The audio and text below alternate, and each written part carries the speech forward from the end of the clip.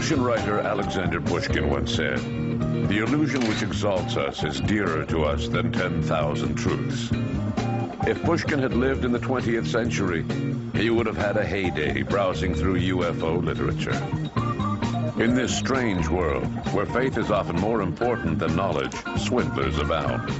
The world is full of tricksters of the imagination.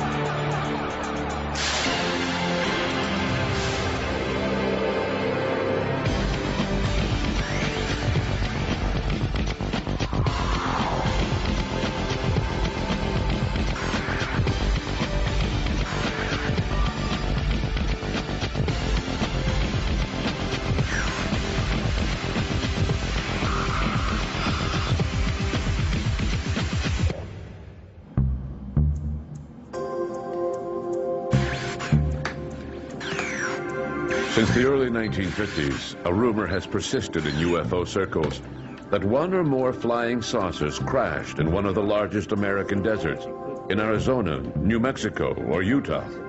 And what's more, according to witness reports, not only did the American Army recover remnants of this craft, they also captured some of its occupants.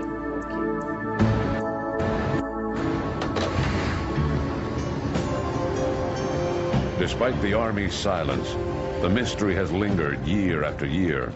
Should we or shouldn't we believe that aliens were captured? That is the question. The rumor grew as a result of information from various sources, such as Timothy Good, author of Beyond Top Secret. In Beyond Top Secret, I published the story of a Polish biophysicist who, together with a team of French, British and Italian scientists, was taken to a vault in the JPL, Jet Propulsion Laboratory in Pasadena, California, where 3 levels below the floor level, they were shown materials, part of a skull and a hip bone of an alien creature recovered in New Mexico in 1947. They weren't given any further details, but subsequently this Polish biophysicist, whose information I use, comes up with some detailed scientific information about what he learned about these creatures. However, despite Timothy Good's opinion, these unverifiable accounts do not constitute valuable proof in the eyes of non-believers. If they can't see and touch an alien, skeptics need more convincing proof than mere empty words. In the midst of ongoing debates between believers and skeptics, something spectacular happened. In the early 1990s, Raymond Santilli, a London-based film distributor, released an archived film that hit the world like a bombshell in both UFO circles and the general public.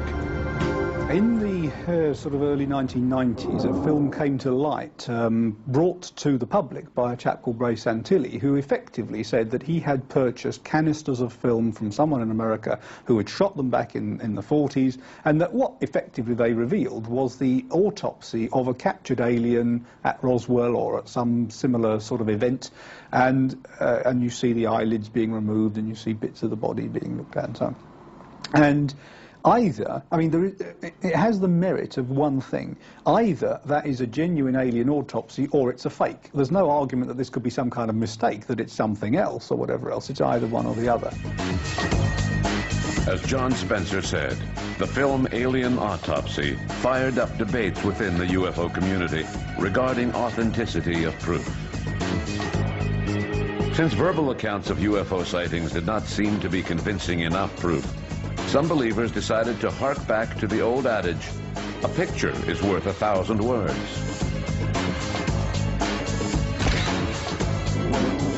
Starting in the 1950s, a series of amazing photos began to appear in the press.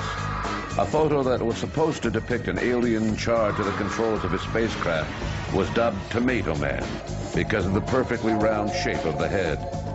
Upon closer examination of the picture, a pair of eyeglasses could be seen near the burnt body, proving that it was nothing more than a human pilot. In 1982, American UFO researcher Leonard Stringfield published Crash Retrievals Status Report 3, a document that dealt exclusively with alleged UFO crashes. On page 47 of the document, readers can see a picture of what is supposed to be an alien hand found by American agents in southern Florida. The famous photo appeared in several UFO magazines before falling into the hands of a photo professional in Massachusetts. Mark Pelequin had been a medical photographer with Harvard University's Department of Neurobiology for 8 years. When I saw this picture of the alien hand, it struck me first as a very poor quality photograph. I saw right from the top that it was most likely a very poor copy, maybe first generation, of a museum catalog photograph based on what I saw for the lighting and the density of it.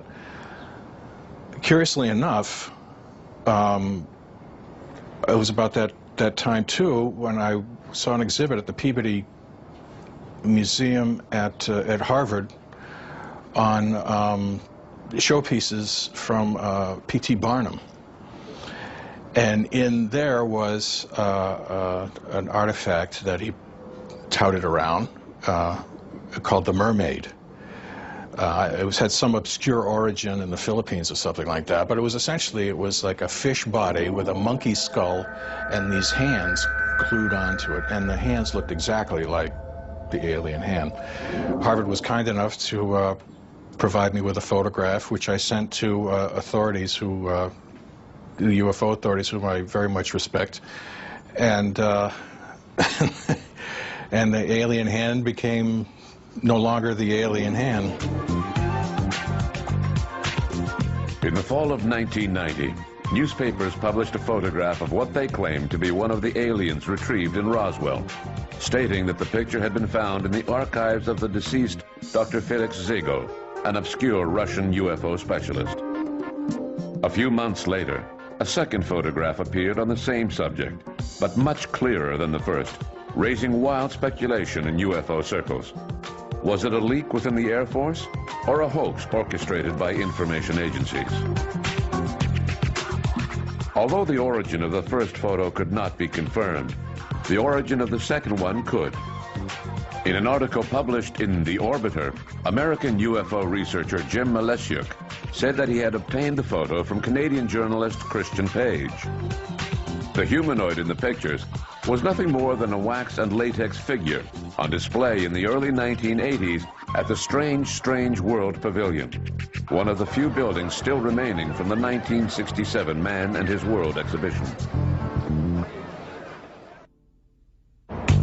In February 1990, a few years before Raymond Santilli distributed his alien autopsy film, which had allegedly been taped by the U.S. Air Force the day after a flying saucer crashed in the Roswell Desert, American and Canadian UFO researchers began to receive a series of strange documents in the mail.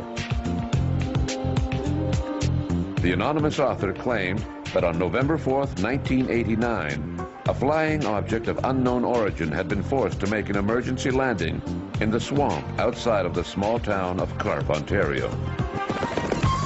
Once on the ground, the UFO, still intact, was fired upon by 3 helicopters sent to the scene by Canadian and U.S. Secret Services, who were working together on this matter. Next, using the nerve gas Vexon, which is not widely known, a commando unit moved in on the craft, which did not fire at them. They reached the controls of the ship, where they found the bodies of 3 reptilian creatures.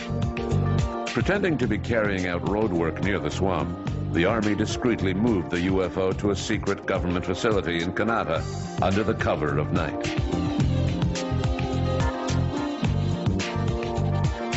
As for the mysterious creatures, they were supposedly secretly transported to the University of Ottawa, where CIA physiologists performed an autopsy on them. This incredible tale was accompanied by the topographical map of the area, as well as a photograph of one of the captured creatures. When he got wind of this amazing story, Graham Lightfoot, a local UFO researcher, headed to Carp to investigate for himself.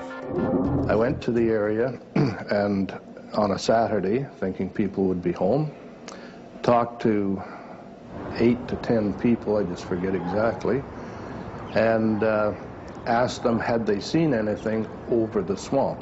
So I talked to people who had the best view of that, and nobody had seen anything. And I was getting a bit frustrated, so where else do I go? So I turned and go to the other side of the road, and lo and behold, found 2 people who had seen something.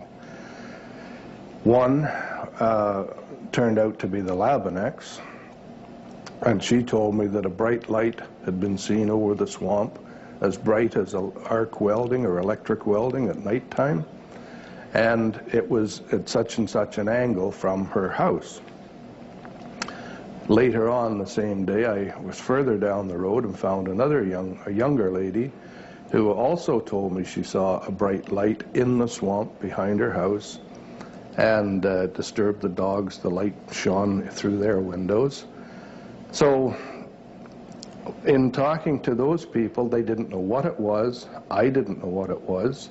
Interestingly, the story that was given with that report that there'd been a crash said that roads had been cut into the swamp to take out the downed UFO. And even in the winter when I first looked at that, there was no way anybody had cut a road into that swamp. And you know, I sort of said, well, that part of it isn't true. Maybe somebody saw a bright light, but they certainly hadn't cut any roads in to retrieve anything from that swamp. Just when it appeared that this matter was fading into oblivion, further correspondence sparked the interest of Carp investigators once again. A year after the first anonymous package was sent, UFO researchers received another one, in which the author identified himself under the pseudonym Guardian, and said that he was a member of the Guardians of the Secrets of the Holy Grail. Other than a new story and various interesting clues, the package also contained a videotape showing a UFO that Guardian had filmed. Graham Lightfoot tells us what was on the tape. One of the things that was sent out was a video, a VHS video. And on the label of that video was the name Guardian typewritten with a fingerprint.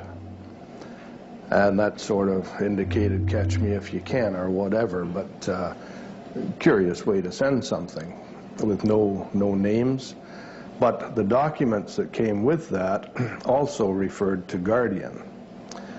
There were various documents sent to different people. Some had a story, others had, or in addition to the story, had playing cards with little notes written on there that DND and CSIS is involved and things like that. Very curious, why would you send playing cards? It looked like a game.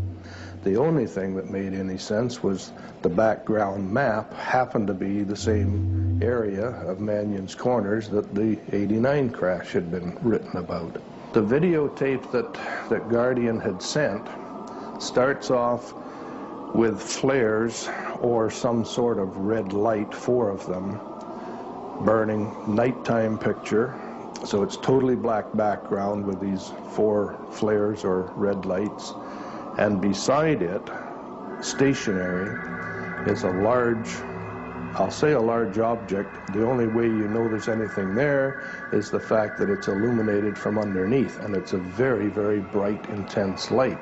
And on top of this structure, because it's apparent something was there, was a rotating or a flashing beacon. That video was filmed by someone holding the camera on their shoulder, presumably, walking towards it. Thinking that it was a hoax, Graham Lightfoot returned to Carp, accompanied by Canadian and U.S. researchers. He later discovered that there was a reason why they were being so helpful. Bob Exler from the United States had been contacted, and he contacted MUFON Ontario, and we all met in Carleton Place, and then I led them out to the site. And we There was about 12 or 14 of us that day. And my thought was that we would knock on doors to see if anybody would split up the area and knock on doors to see if anybody had seen anything back on August the 18th of the previous year. We didn't knock on any doors, which I thought was a bit odd, but anyway, we did walk around the area. A lot of the chaps were getting hot and tired, mosquito bites and all that sort of thing, and they decided we'd all go for supper into Carp, to a pub in Carp. Bob Exler and his son Dan said no, they were going to find the crash site and they were going to stick at it. Well, within half an hour, they showed up at the pub too, and oh, we found the site. So the rest of the chaps were not happy with the way Exler was doing things.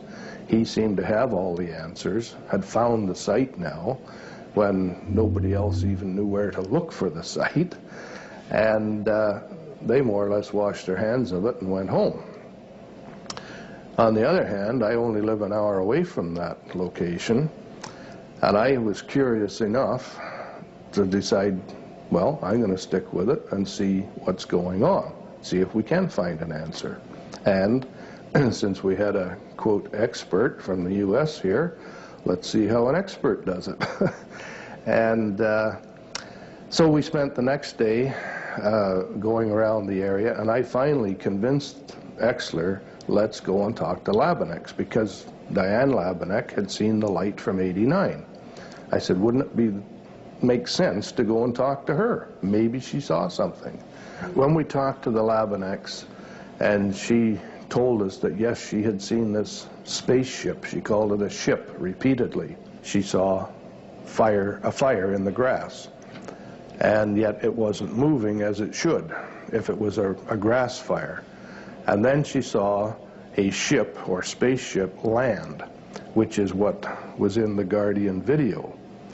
In the Guardian video, it didn't land, it was stationary, it was already on the ground. But Diane told us that she saw it land, and it sat there for a few minutes, and she could see a lightning strike, sort of a zigzag line on the side of the craft, and the lights and so on. And after a short while, it took off, and then when it took off and disappeared, the lights went out, the flares. Now, that's her story, but what she described matched pretty closely what Guardian had sent on his video. And at that time, Diane had not seen the video that we had been given. So it made sense that she was telling a pretty good story. As Graham Lightfoot and his colleagues inspected the site, they were unaware that they were being watched by another organization, also interested in the mysterious Guardian. Learning that a suspicious character was fabricating documents and attempting to pass them off as official reports of the Department of National Defense, the RCMP decided to carry out its own investigation. The RCMP came to the same conclusion as Graham Lightfoot, that Guardian was nothing more than a charlatan. According to the RCMP, the alleged UFO on the videotape was nothing more than a Sikorsky helicopter filmed in the dark. As for the identity of Guardian himself, Graham Lightfoot suspected that it was a UFO follower who was well known in the area. I think I know who Guardian is. As I say, he's been known in the area for talking about UFOs for forever, for 40 years. He has not admitted that to anyone to my knowledge.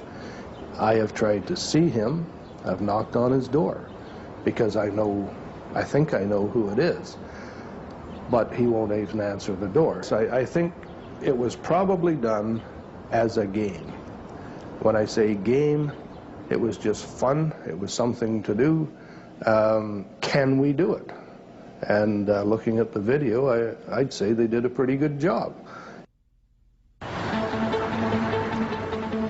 Although the second-hand account of the Carp incident was fairly simple to solve, others were much more complicated, like the Umo affair, a case so wrapped in mystery that many still doubt today that it could have been a hoax. One of the most ardent defenders of the UMO affair is Professor Jean-Pierre Petit, an astrophysicist and research director for the French National Center for Scientific Research, or CNRS. Petit literally shocked his colleagues in 1990 when he announced that some of his work had been inspired by Umite messages, a collection of typewritten letters that were primarily in Spanish. These letters were accentuated with odd words of so-called alien origin and signed by alleged visitors from the planet UFO. What's interesting is what we do with our lives.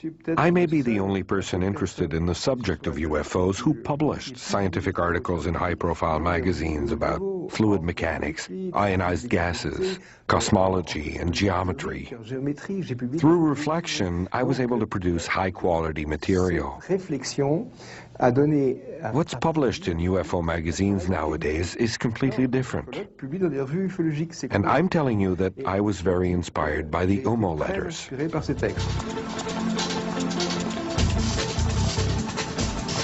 Jean-Paul Lyon, a computer scientist who is also interested in the UFO documents, agreed that they contained information of alien origin. In studying the Umite letters and the glossary of alien terms used in the documents, Jean-Paul Lyon concluded that they could not be a hoax. In his book, UMO, True Extraterrestrials, Paul Lyon explains how he came to this conclusion. When I began working with these letters, I didn't know the theory surrounding them. All I had to go on was the information transcribed by Jean-Pierre Petit, and I wanted to find out more for myself, so I dug into the original source documents. These letters are difficult to read, and important information is never stated directly. It's only found by cross-referencing several of the documents. That means you need to spend a lot of time working with the documents, going through each one carefully and comparing them to each other. These documents were disturbing to everyone, from UFO groups to the French National Space Research Center. No one wanted to admit that they supported this material, and that surprised me. Why was it so disturbing? Because people don't like to be led down unknown paths. Umite material was not designed for scientists or UFO researchers. It's targeted towards highly intellectual people. I have friends who are mathematicians, and when they glanced at the material, they found it interesting and highly intellectual. Just look at the work done by Poulion, which was not done for amateurs. It was very highbrow. It required thousands of hours of work, so you can't make a judgment on his work based on a cursory glance of it, especially if you don't have the required qualifications. To fully understand the scope and complexity of the UMO mystery, we need to go back to where it all began, in Madrid, Spain in the mid-1960s. The key figure involved was Fernando Sesma, a Spaniard who claimed to have been in contact with extraterrestrials from Venus and Mars since the 1950s, as well as other inhabitants of the solar system. Then, along came the Umites.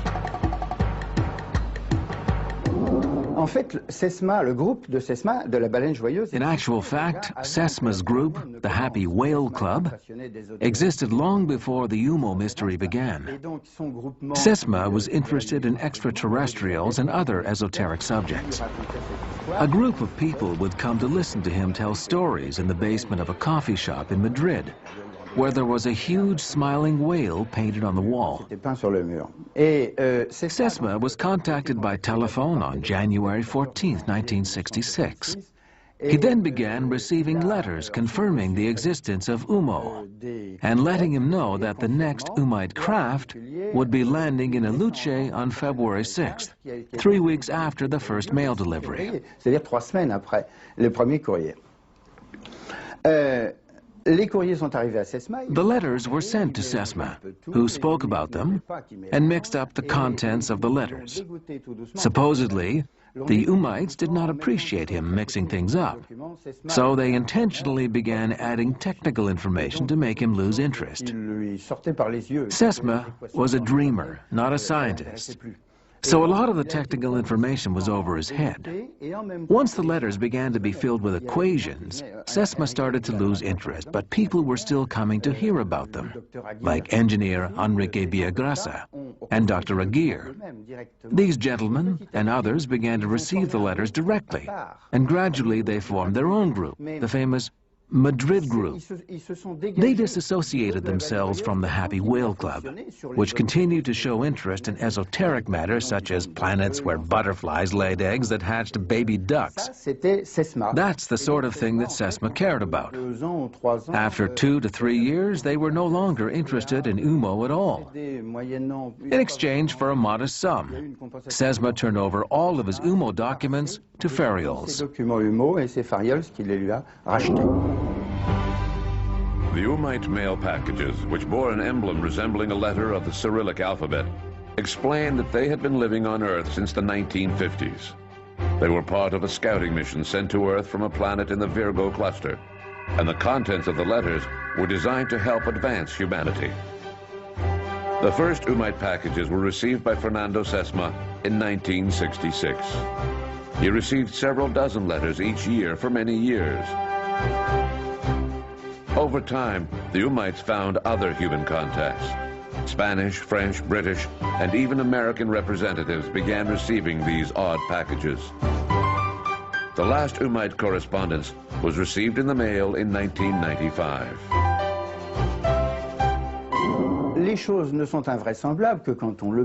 Something is real until it's proven otherwise. These letters exist. I'm in the process of proving that they cannot stem from a human hoax because of all the ramifications that would involve. The contents of the letters themselves also prove it. I'm telling you that they are alien in origin because I have found strong proof within them to support that claim.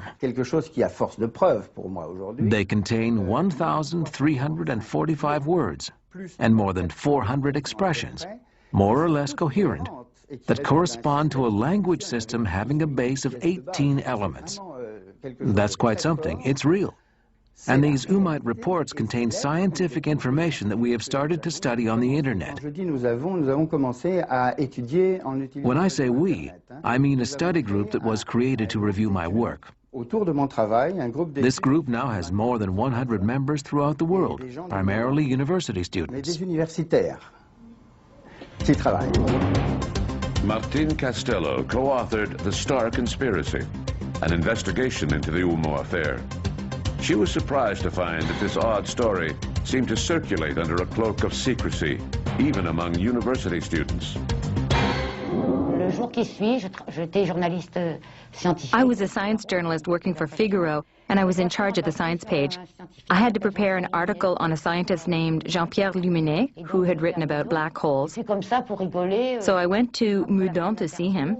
Since he was a longtime friend of mine, once the interview was over, I asked him jokingly, "Jean-Pierre, have you ever heard of UMO?" He grabbed me, and then he led me into the hallway and said, "Be careful where you talk about that." Yes, of course, I studied the letters when I was younger along with several other scientists. I examined the letters carefully and I pondered over the equations. I couldn't believe what he was telling me. The next week, I had to give another interview for Figaro. I went to Oxford, or maybe it was Cambridge, I don't recall, to see Stephen Hawking, who had just released a new book. Stephen Hawking is a physicist restricted to a wheelchair due to Lou Gehrig's disease. At the end of the interview, I asked him the same question: "Have you ever heard of UMO?" With one finger, he typed the word "yes" on the computer. I couldn't believe it, so I asked him if he could tell me more about it. He adamantly replied "no" and wheeled away. The interview was over. Although some researchers are incredibly enthusiastic about UMO, others see it as nothing more than a very clever hoax. It's true that the whole thing has some suspicious elements, such as a series of photographs of an Umite craft. In 1967, the Umites announced in a mail package that one of their ships would be arriving soon. Then, on June 1st, 1967, an airship flew over the San Jose de Valderas area of Madrid. By the strangest of coincidences, a couple of photographers just happened to be at that location and took several pictures of the object. Interestingly, once the pictures were published in a major Madrid newspaper, the two photographers vanished into thin air, as if they had never existed. Jean-Jacques Velasco, director of France's UFO research group CEPRA, recalls that an investigation was carried out by his predecessor. Yes, this matter pops up now and then. We hear about it in the media. It's quite simple, really. Our UFO research group was called Japan at the time, and our director, Claude Brouwer, discovered that a number of people in southern France were receiving strange packages in the mail. In these packages, the recipients found photographs of bizarre things happening in the sky. Claude Brouwer had one of the pictures analyzed, and it was shown that the photograph was nothing more than a model suspended from a nylon thread. An independent investigation led by Ground Saucer Watch, an organization specializing in photo analysis, confirmed Brouwer's conclusions. By digitizing one of the photos taken in San Jose de Valderas, the experts had no trouble detecting the thread suspending the alleged UFO. Another controversial element was the quality of the information provided by the Umites. According to Jean-Pierre Petit, the extraordinary things mentioned in the letters proved their alien origin. But was the information truly ahead of its time, as he claims? For example, Professor Petit said that the first packages from the Umites, dating back to 1962, contained references to parallel universes, which most physicists believe are composed of antimatter. Professor Petit claimed that no one on Earth could have imagined such a concept back in 1962. He used the same argument for magnetic hydrodynamics, or MHD, a principle of propulsion that consists of moving an object within a dense atmosphere by wrapping it in a sort of magnetic cocoon. Petit said that when the Umite reports mentioned MHD, it was a highly revolutionary principle for its time. Jean-Pierre Petit's main problem is a question of dates. The first Umite letters did not date back to 1962, but rather 1966. As for the scientific information, it didn't start appearing in the Umite reports until the late 1960s. Human discussions of parallel universes date back to 1967, when the idea was first proposed by Russian physicist Andrei Sakharov. Same thing for MHD. In 1966, as the UFO affair was just beginning, an American team was carrying out successful testing of a submarine powered by magnetic energy. In other words, contrary to what Jean-Pierre Petit claims, there was nothing revolutionary and probably nothing alien about the Umite reports. The scientific information that Jean-Pierre Petit found in the Umite reports is undeniable and indisputable. It's there. He may have been a bit off with his dates, but what counts is the details of the information that he found. It's a fact that MHD was discussed in the Umite documents. It was just not discussed in the same terms as those interpreted by Jean-Pierre Petit. In my opinion, it was not being discussed as a means of propulsion, but rather as a source of energy. The Umite letters are like a key capable of accessing the reader's intuition. They contain a lot of hidden information, and it took an imaginative mind like Jean-Pierre Petit's to find the building blocks of the ideas being expressed. Researchers everywhere did the same thing. I don't think the Umites gave any explicit explanations, and I feel that Jean-Pierre Petit underestimated the importance of his work. He was able to find 2 or 3 concepts in the reports due to his imagination and scientific intellect. What he accomplished was not easy, and it was a lot of hard work. The Umite letters stimulated his imagination. Everything that he came out with was not stated explicitly in the Umite reports. They only gave pointers. The question remains, who wrote the Umite reports? If it's true that they were nothing more than a hoax, then it is generally agreed that they must have been produced by a well-managed organization. But who and why? In 1993, one of the key players in the UFO affair, José Luis Jordan Peña, admitted to having written the Umite letters.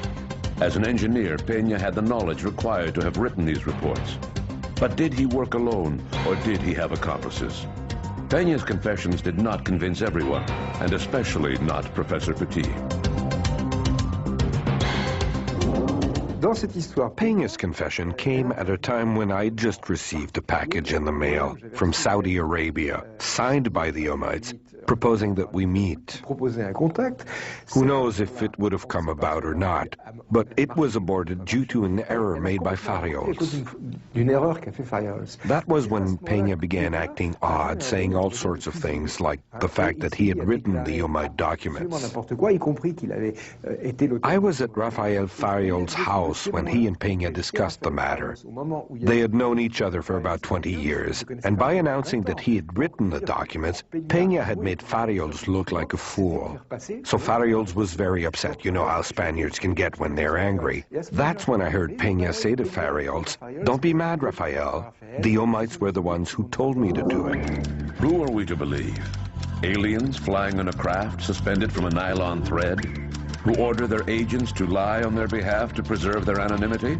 Or Jose Luis Jordan Peña, a man tired of the 25-year cat-and-mouse game he'd been playing with UFO researchers who had been desperately trying to determine his identity. Will we ever learn all of the details surrounding the UMO affair? It may linger on as nothing more than a dream until we get some definite answers, but we never will. The UMO affair is one of life's mysteries, like the quest for the Holy Grail.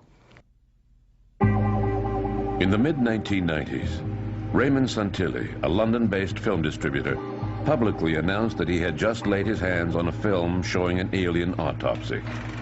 According to Santilli, the film had been taped by a former U.S. Air Force cameraman who had turned over the 16mm reels. In 1947, this cameraman had supposedly been ordered to tape the autopsy of an alien found in the desert near Roswell, New Mexico. The day after the autopsy, the cameraman developed the film, which was never turned over to the Air Force for some odd reason. Fascinated by such a spectacular subject, TV networks around the world were excited by this rare find. At first, the film seemed to be authentic. Even Eric Gosselin, a special effects technician, was taken in by the film. The first time that I saw Ray Santilli's alien autopsy, I spent several days thinking that it might be real. Because there weren't really any clues that jumped out to say that it was a fake. I didn't notice any electrical wires hanging from the alien's arms. The circumstances surrounding the release of the film raised serious doubts. Timothy Good is one of Britain's most well-known UFO researchers. He has published several books on the subject of UFOs, such as Above Top Secret. Regarding the alien autopsy film, which was presented by Ray Santilli some years ago, I'm convinced it's a hoax. I think it's suspicious that I was not invited to the original showing of the film, and even months before I tried to contact Ray Santilli, he ignored my requests to see the film. I'm convinced it's quite a clever fabrication done by various individuals, and I'm sure that their names will be known in due course. Now, Santilli, of course, maintains that it's genuine and that he's withholding more footage and so on and so forth. He talks about having supplied bits of the film for analysis, but he has never supplied any actual frames from the film for proper analysis. The day after the autopsy film was first shown in 1995, several people claimed that it contained proof that it had been filmed later than 1947, such as the microphone hanging over the autopsy table and the telephone that appeared behind the doctors, which was said to be more recent models than those used in 1947.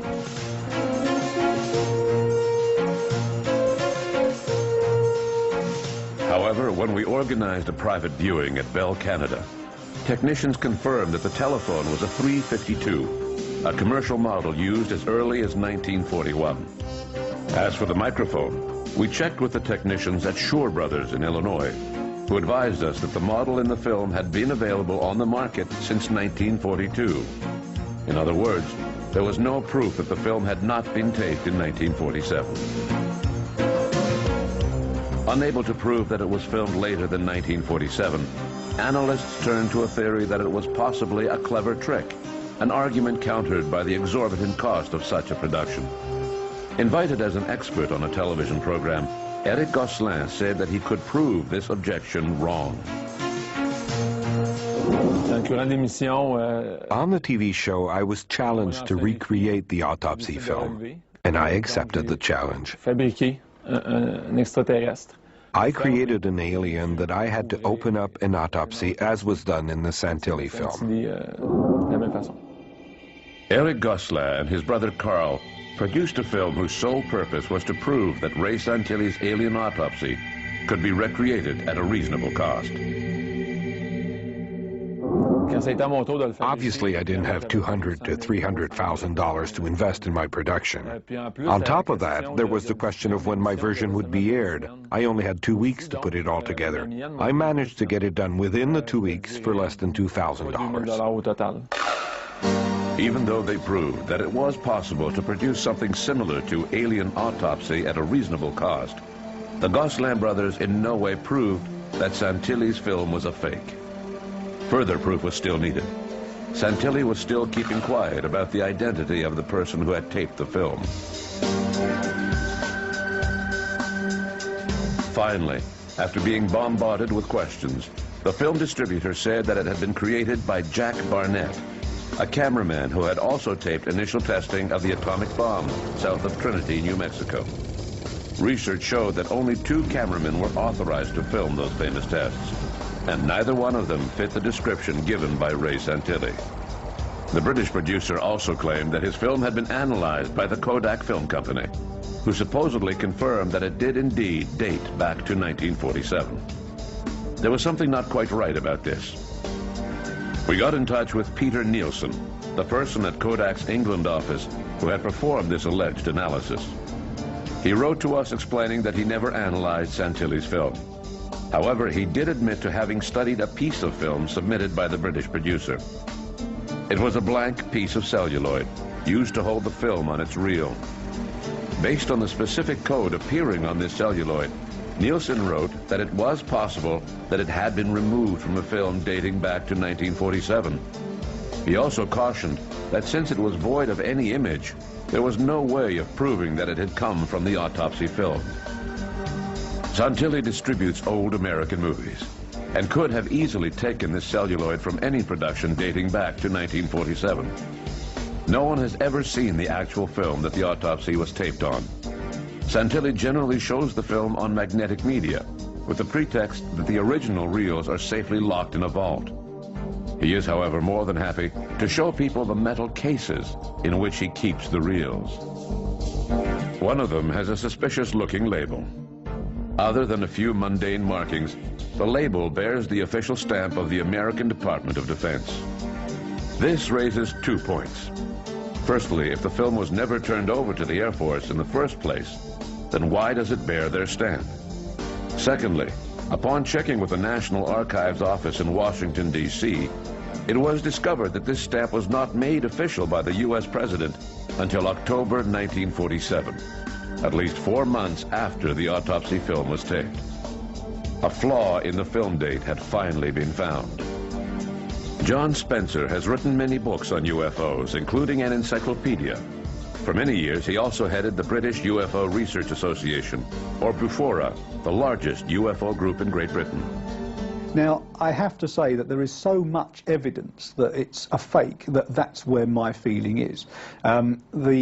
The way in which it came to light, the way in which the whole film is shot, it has a certain theatricalness about it. And when we compare it to actual autopsies done at the time and so on, actually it's not that good. It's not the way it would be done and so on. So there's an awful lot wrong with that film. The question that, of course, is paramount, I suppose, is was Ray Santilli the person who faked it, or was he a victim of the hoaxer himself? And on that question, I think the jury's out. In the police world, it is well known that to find a culprit, you need to know who is profiting from the crime. To date, it is estimated that Raymond Santilli has made about $7 million on his autopsy film. P.T. Barnum is credited with saying, "A fool is born every minute." If P.T. Barnum was alive today, the showman would certainly be amused to see that one of his exhibits was passed off as an alien hand. That television networks paid several $1,000s to show the autopsy of a rubber mannequin, and that scientists are poring over letters of questionable alien origin in the hopes of finding revolutionary new ideas. If P.T. Barnum was alive today, he would no doubt be working in the field of UFOs.